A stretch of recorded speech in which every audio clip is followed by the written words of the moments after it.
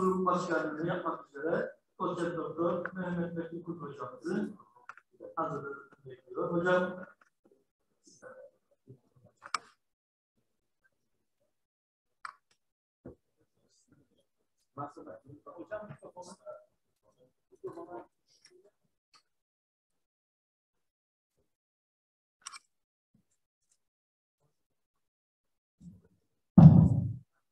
Okay. Today we'll talk about the transportation and traffic engineering. Welcome to this session. We have, first of all, our keynote speaker. I would like to introduce you, just briefly talk about his background. You see, of course, the details there on the screen. Professor Serhan Tanyel is involved with traffic and transportation related subjects. Today we'll be talking about the autonomous vehicles, what we should expect in the future, both in the world and particularly in Turkey.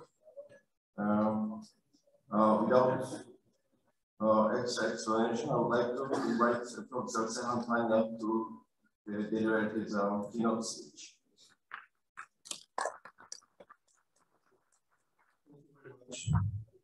First of all, I would like to thank the Chamber of Civil Engineers and the organizing committee for inviting me to this important organization. I am very happy to be here. The last time I was in Cyprus, it was 27 years ago for my honeymoon. So it was a very pleasant visit. So I would like to thank you again. Now today, I would like to give some information about my opinion about autonomous vehicles. What are they? What should we expect from them? What is waiting for us? Because it is somehow a new concept, but there are many studies are being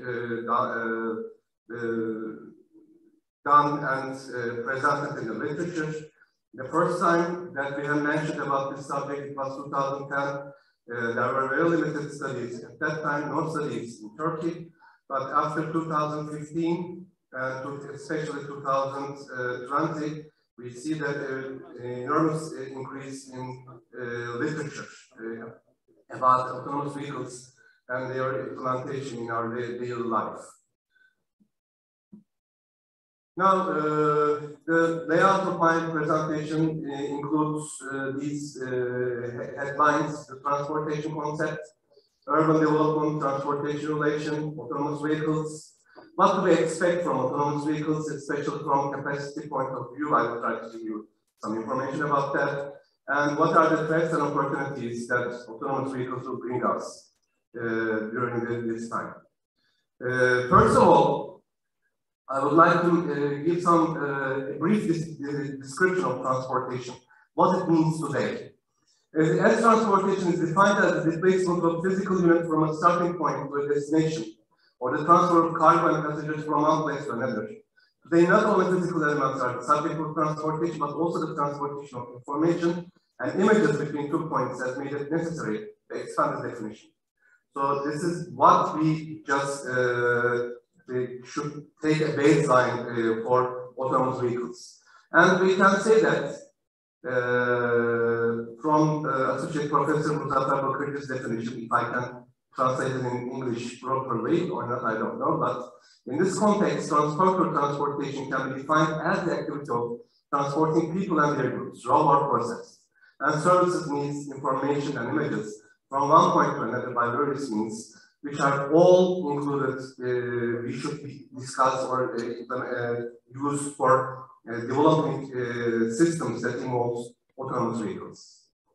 Now, when we look back in transportation engineering, especially for transportation planning purposes, 3 different perspectives have been used in the design of transportation systems since the beginning of the 20th century. The first perspective, which was the worst one, but the one that most affects our daily lives, is the traffic perspective, that we put passenger cars as the main subject of our plans, and we try to develop our cities or daily lives according to give enough space for passenger cars. Which I'm very sorry to see that in Cyprus.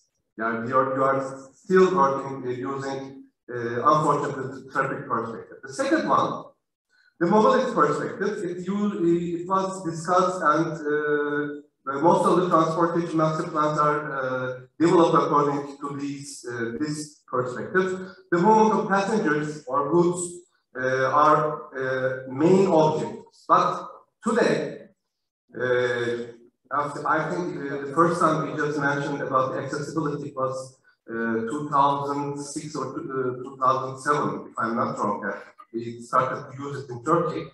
The accessibility performance, that it is the ease of people to reach their aims, for example, goods, services, activities, for example, the ability to reach health facilities, or get some goods to buy something. And this perspective showed its importance during this pandemic process. So the logistics also made some big leap that everybody understood what it means today. Now, for example, we start from traffic congestion. This is our daily lives' most important, one of the most important problem in our daily lives. Now, when you experience a traffic congestion, then I couldn't make it, yes. Improvement of the transportation system is needed. And when we improve the transportation system, the increase in the accessibility, we observe an increase in accessibility. The increase in accessibility may lead to a change in land use, which may, if not controlled, increase of travel demand, and the increase of travel demand may result in traffic congestion also. So it is a problem of planning, and you should know the tools in your hands to make a sustainable transportation plan. Now, nowadays, we talk about in Turkey, sustainable transportation planning processes are being done in many cities, and the others are trying to make plans about this concept. But I am not sure that we all knew what it will bring us. So we are just doing it as it is a popular thing in the United States and in Europe. Now, as we know that the cities belong to people and other living beings like animals or plants, but we design our cities according to passenger cars for a long time.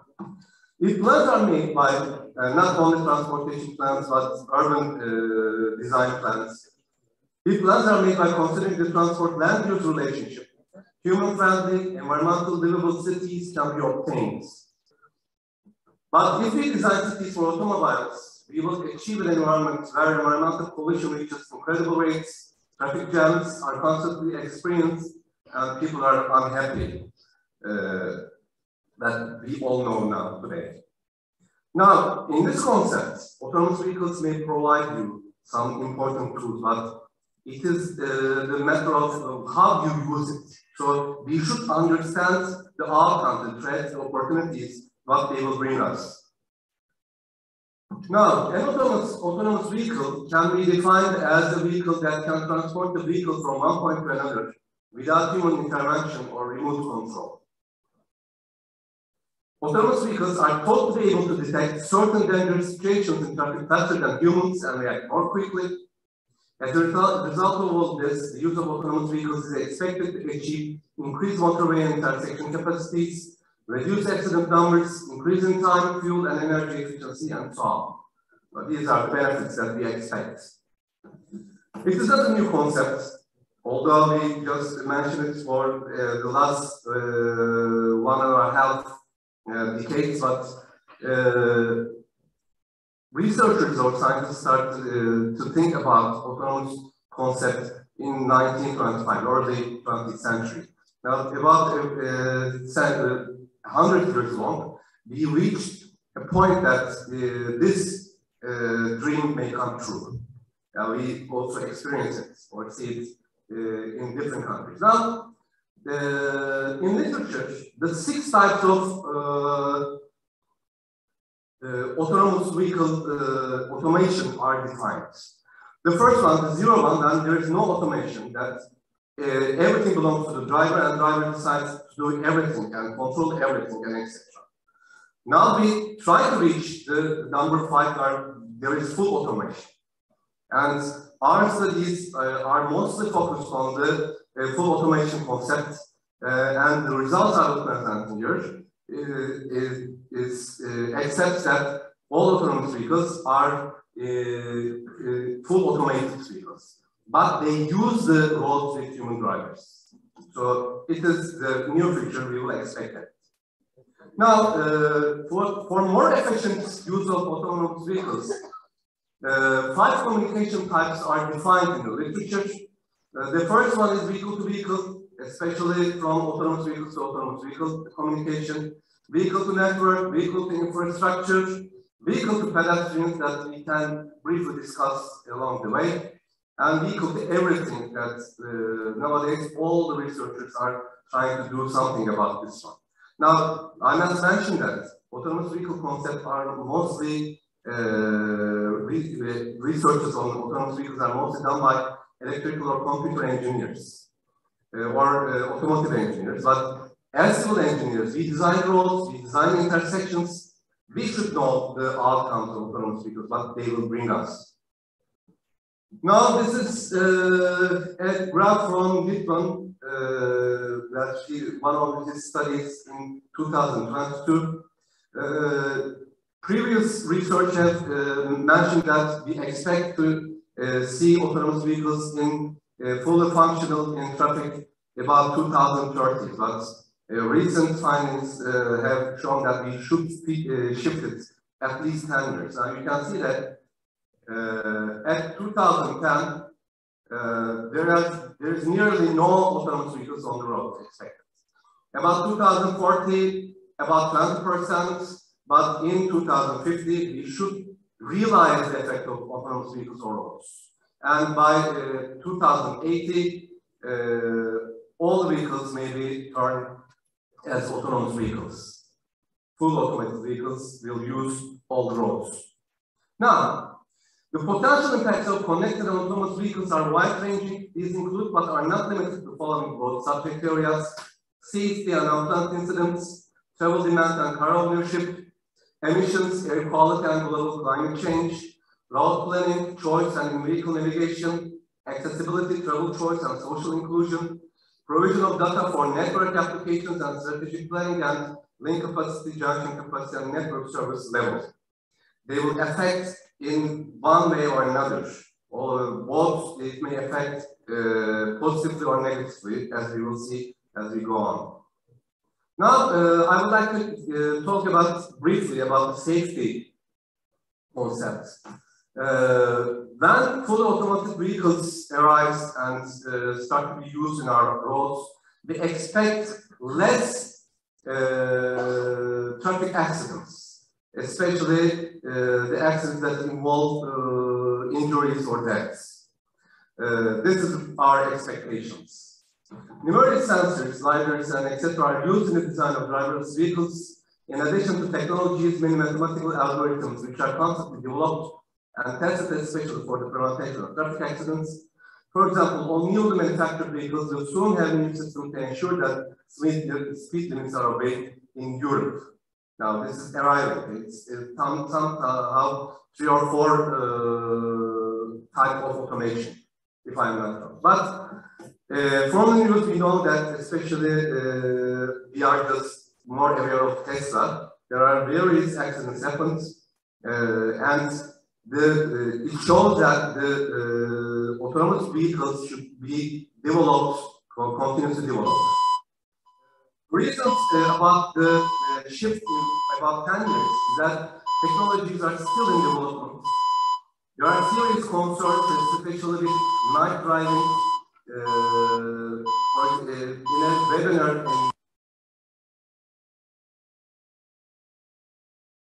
in day driving and driving in daylight, but During the night, it increases to 6 or 7. So it's a very important concept that should be solved.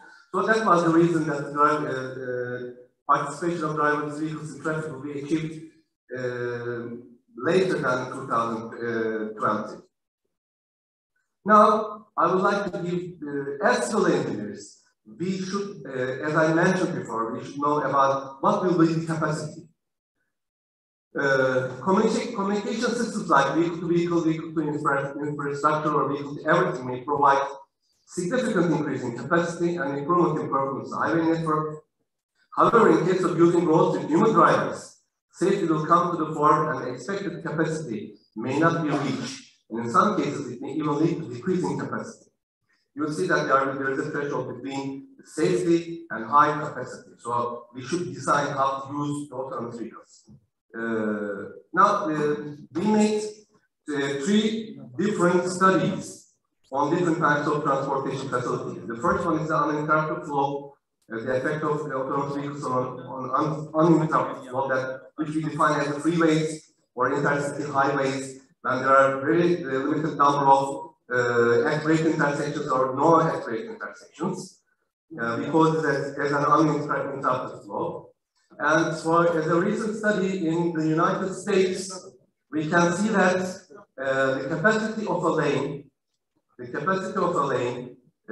may, I cannot use it with either both hands, I cannot use it, but we may expect a capacity of 3,500 vehicles per hour per lane, which is a very high value. We can compare it when we talk in Turkey, we can talk about a lane capacity.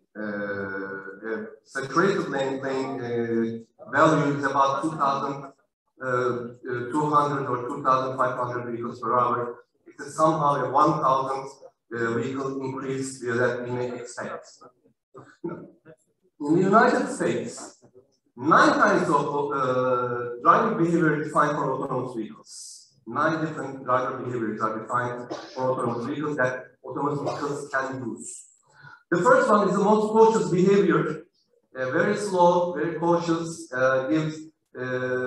follows the leading vehicle with a long distance and with slower speeds. And the 9th one is the most assertive behavior, that we can just say it's an aggressive behavior of autonomous vehicles.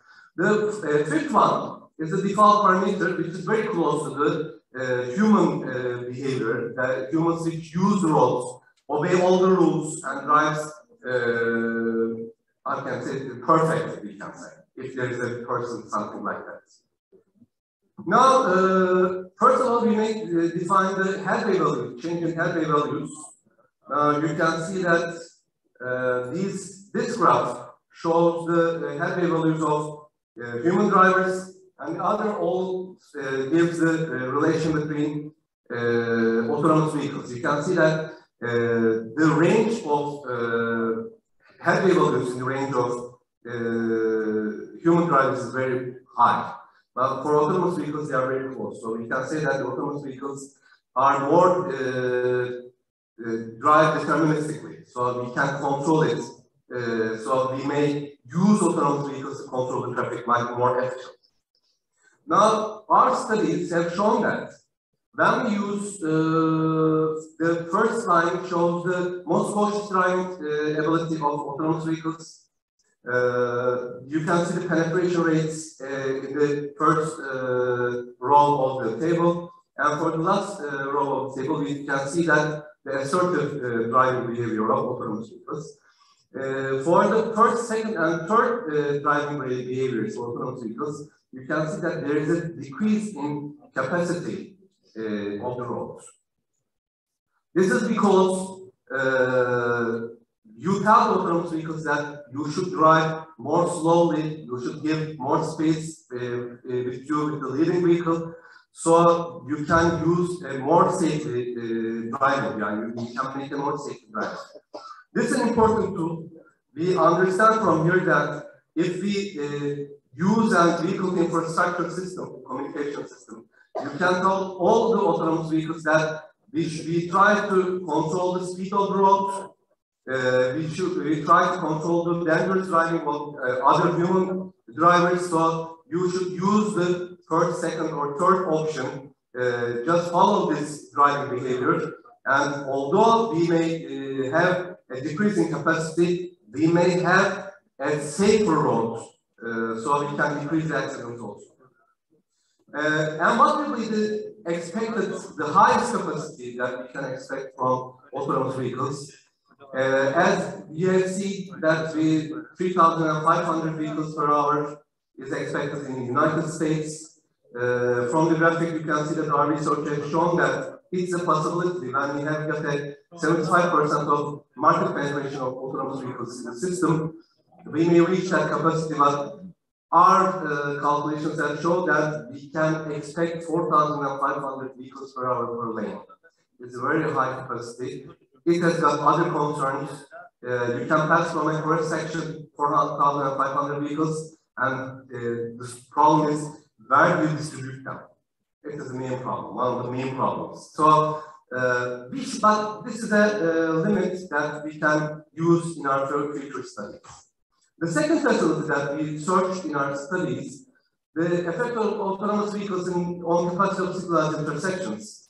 The first time I met with autonomous vehicles concept, I saw a simulation that there was no traffic signals and all the vehicles are autonomous and they drive like you would expect an accident instantly, but they use the intersection very well.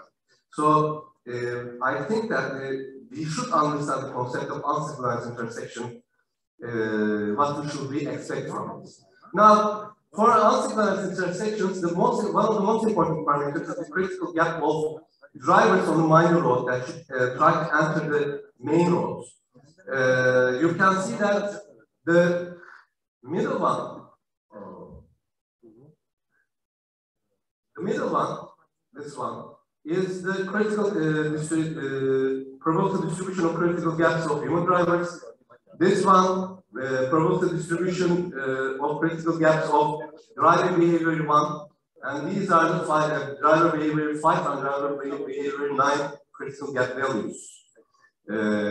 We made an algorithm, we prepared an algorithm to define the driver behaviors to know the critical gaps of autonomous vehicles. And we see that, for example, when all the vehicles on the major road and in the minor road, when all the vehicles decide to use the most assertive driving behavior, we can see that as the number of vehicles on the main road increases, for example, 3,500, we see a decrease in capacity when the penetration of autonomous vehicles increases.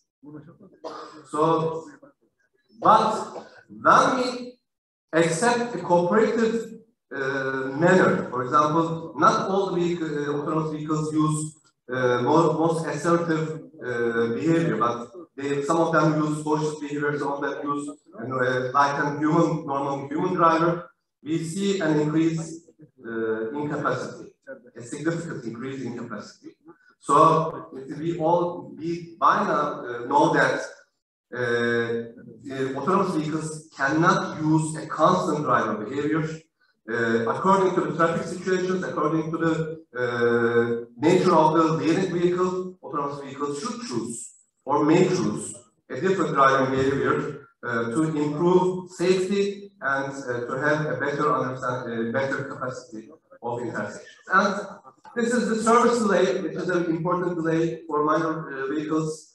The green ones show the delays of when there is no autonomous vehicles on the road, but the blue and the red ones show the penetration rates of different penetrations of autonomous vehicles. You can see that there is a significant decrease in delay also at the unsynchronized intersections. The most common accurate intersection management system nowadays is the signalized intersections. This is studied in the United States. As in the middle, we can see that when there is no autonomous vehicle uses the road, the delay values are at the middle of all other calculations. But for very cautious drivers, the delay is higher. For assertive drivers, the delay decreases. But you can see that we may not expect every time an increase in capacity, but we may expect safety. We should expect safety. This is the main reason.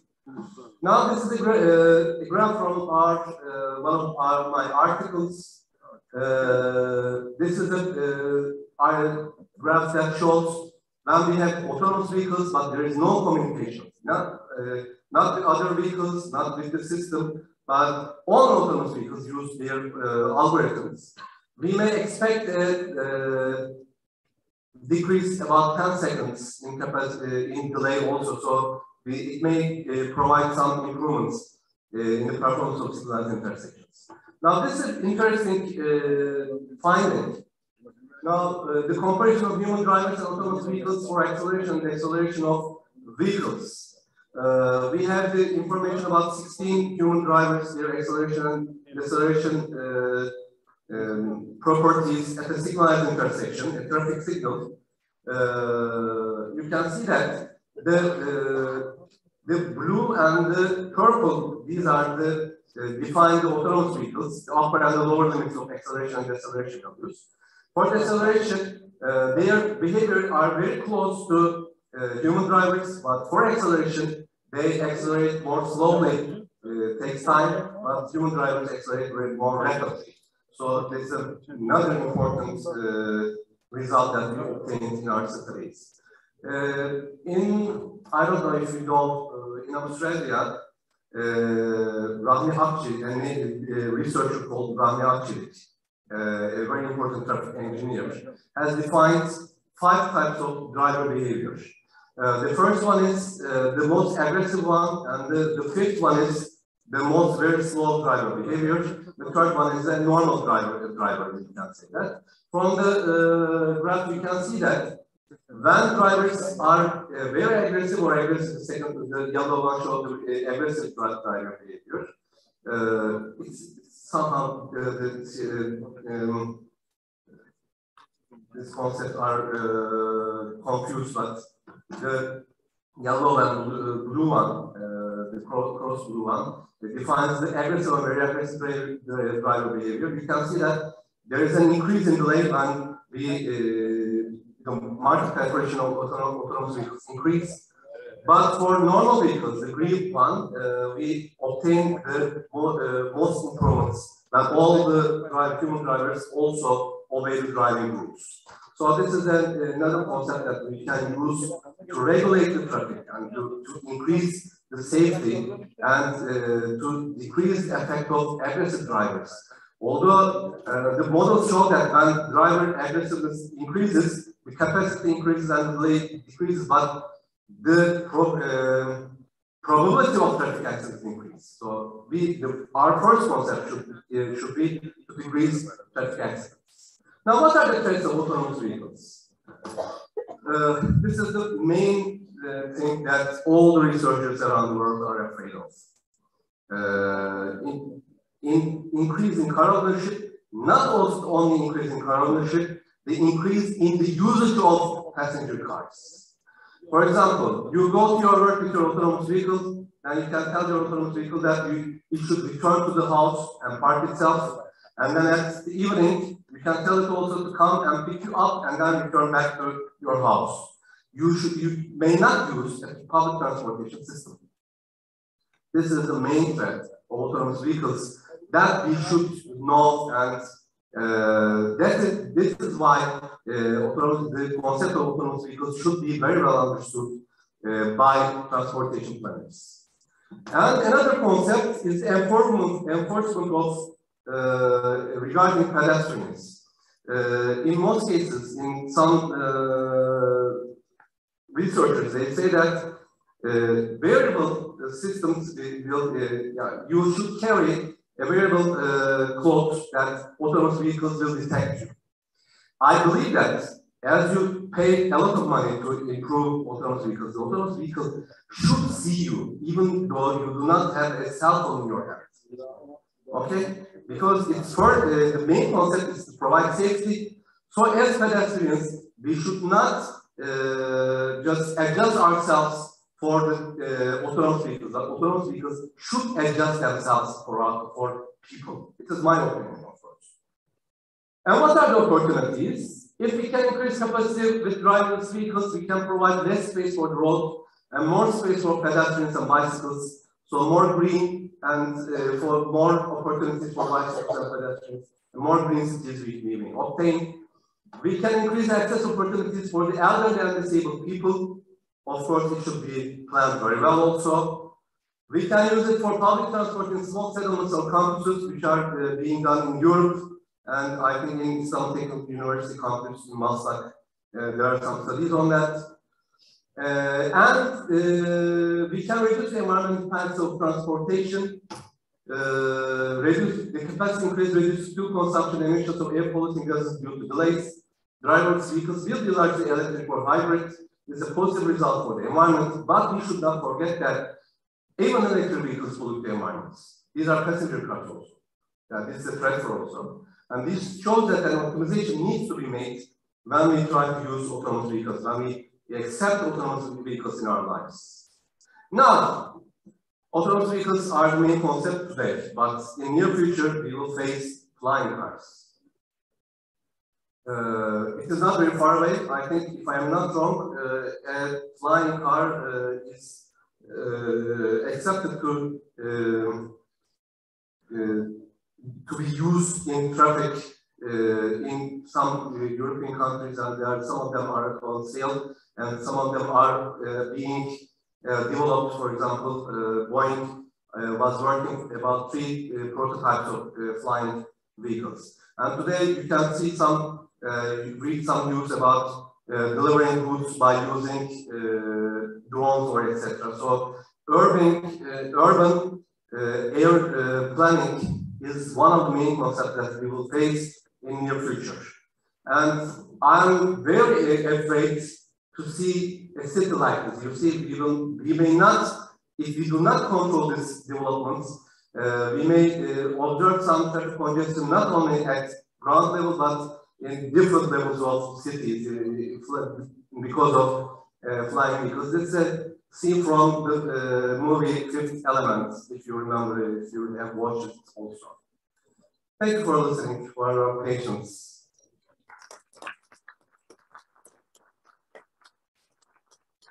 Thank you, Serhan, for the presentation. I think we can take the questions if there are questions, because we still have time. If you have any questions, yeah. Microphone, please.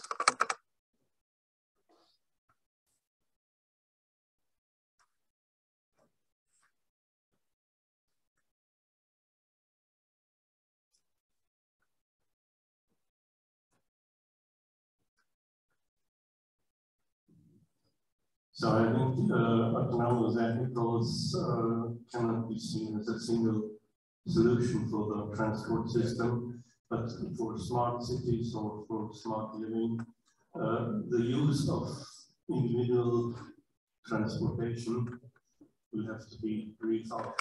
Yes. Yes. Because otherwise we are drowned in immense amount of personal cars. So there will be some changes needed as well as in transportation of goods. So I definitely agree with you. You see, autonomous public transportation systems should be taken into consideration of in city transportation. When we talk about autonomous vehicles, it's a very big threat for us, for Europe, for Turkey, especially for Turkey, because in Europe you may control it. You put the laws first and then you control it. But in Turkey, you just buy the car. So that is the problem. So yeah, and one thing I think with the cars now available, they are not autonomous at the moment. Yes. So you mentioned Tesla. It's level 3. Yes, yes, I know. So you have to involve Yeah, I know it like that one. So, I must tell you, it's comfortable driving you. It's some minutes later, get out of the car. But I think there will be overall solutions, and not only a solution for public, for individual. Yes, yes. Thank you. You see that I am afraid that in Turkey, we just buy the car. That is the threat for us. So we should know what we expect, how to use it. We should plan it first.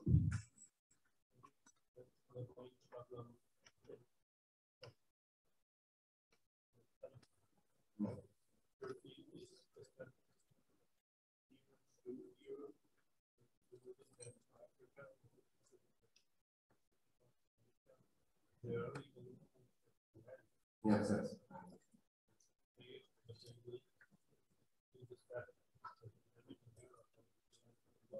Yes. Yes, I understand. Thank you.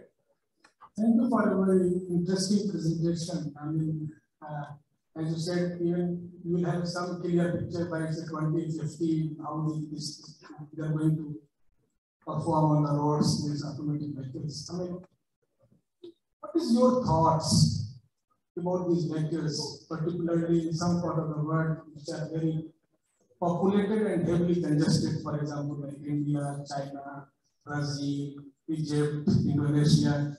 How they are going to be successful, if at all? It's a very hard question to answer, because I haven't experienced that type of traffic.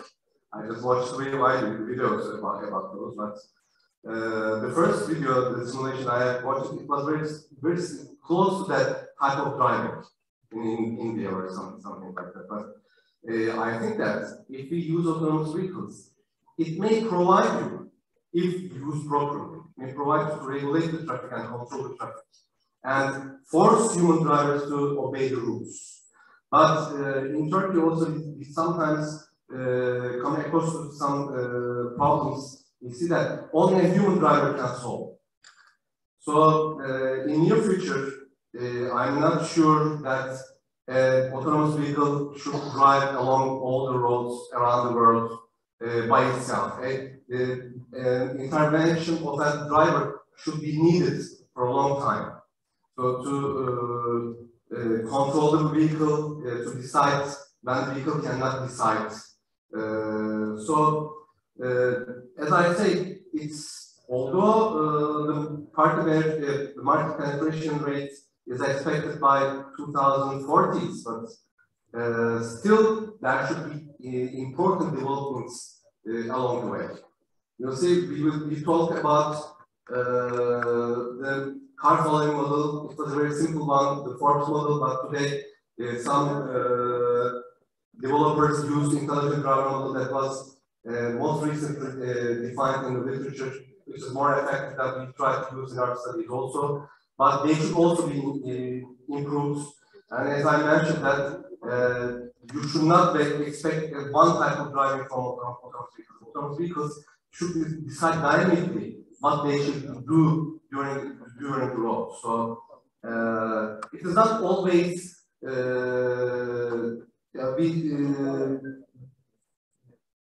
the research should continue. Not only for electric engineers, for not automotive engineers, but also from civil engineers' point of view. If I can give you an answer that you wanted from me or not, I'm not sure, but it is my opinion about the usage of autonomous vehicles in the world. Thank you so much. You're welcome. If you want to ask questions, we can also talk in the cover break also. Any other questions?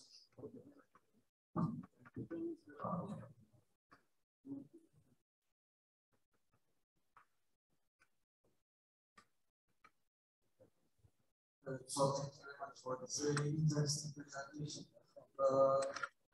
I'm really curious about the results you showed regarding if all the autonomous vehicles on the road are of this particular aggressiveness level or that particular aggressiveness level. But presumably if this kind of setting will be available, then it will involve a psychological components, because just like some drivers are more aggressive, some drivers are, some passengers will want their cars to be safer, some others will want it to be faster. So I'm guessing there will be distribution of aggressiveness. So I'm just curious if there are any one of my PhD students is working on that. One of my PhD students is working on that. One of the last graphs was from her natural science thesis, but we try to improve that because we try to see the effect of autonomous vehicles with different types of drivers. And you see in Turkey, we see that the 35% of drivers are aggressive and do not obey the rules, and it's a very high rate. And on the other hand, there are some issues that should be solved along the way. For example, if when an accident happens, who's responsible for that? The manufacturers, the driver, the owners, or the people who write the algorithm or something like that? We do not know anything about this. It's a process, and also some things are, for example, the research in Europe, they say that they do not know how pedestrians or the drivers react to full autonomous vehicles, and there is no driver in the car, or is no person in the car. How can we solve this psychological problem? So perhaps we can just darken the windows and nobody sees inside the car, etc., etc. Some studies are being conducted on that also. So there is a very, very long way in our goal to reach this goal, of course.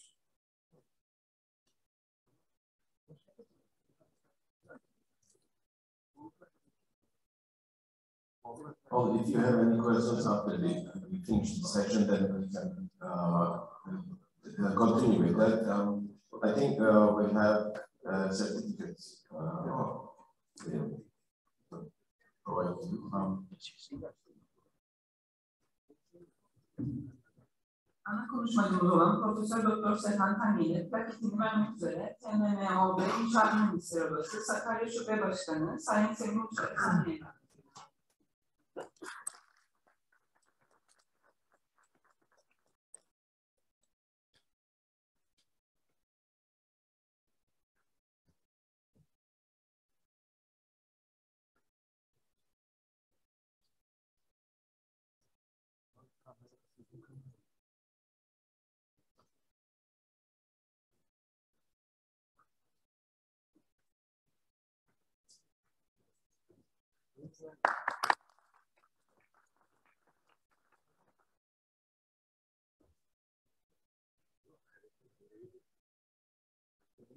Well, we will continue with the regular presentations. The first speaker is myself, so I'll be talking about the carbon sales and problem, how